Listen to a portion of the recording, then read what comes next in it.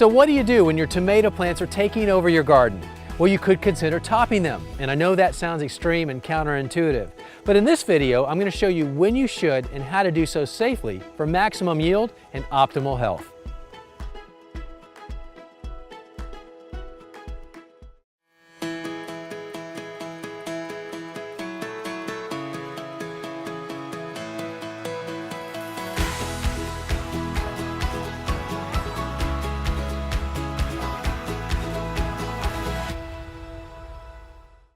Indeterminate tomato plants, those are the ones of our classic favorites. It's the ones we most often grow. They're also the ones that keep on growing all through the season and putting on fruit, basically until the last frost. Now, you have two options. If you have the room and the inclination, you can just let these grow and you'll be fine. There's no harm in that. But if you're trying to tame the size, that's when you want to consider topping. And if that's the choice you make, here's how you do it. You decide where you want to make the cut, and typically you look for that last fruit set at the highest point where you're willing to cut above that. So let's take this particular branch right here. Now, if this were being supported by other branches, it would still be growing up, but it's the outer branch, and so it's starting to flop over, which is another reason why you might want to make the cut.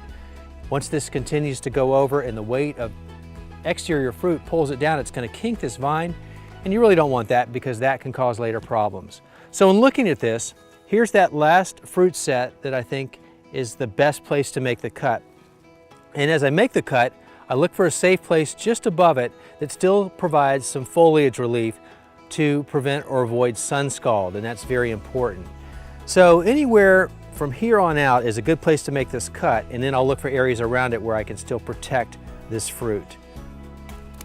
And this is gone. Now this is counterintuitive for gardeners because you see I have more tomatoes right here, and more flower buds means future tomatoes later, but at the same time, it's going to take a long time for these to mature, and timing-wise, I may not even be able to make it before the first frost comes on.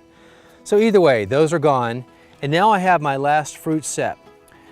Okay, so now I'm looking at how to protect this from sun scald, and so this looks like an important leaf to maybe kind of block some of the sun's direct rays, but I need to also cut this. So I'll cut it just above that leaf set right there to provide some shade. And its neighbor, looks like this is an important leaf, so I'll leave that one. Okay, that looks a little more tame and about all I'm willing to cut at this point. But the other benefit of making those cuts is that for every one that you make, you basically have a new plant. If you want to stick it in a glass of water in a couple weeks, it'll have enough roots to stick it in the ground. But what I do, I take the cutting and I stick it directly into the ground and just keep it watered. It's a great way to propagate some of your favorite varieties. But either way you want to go, if you've got the room, just let it go. But if you want to control its growth and size, go ahead and tame it with a little bit of topping.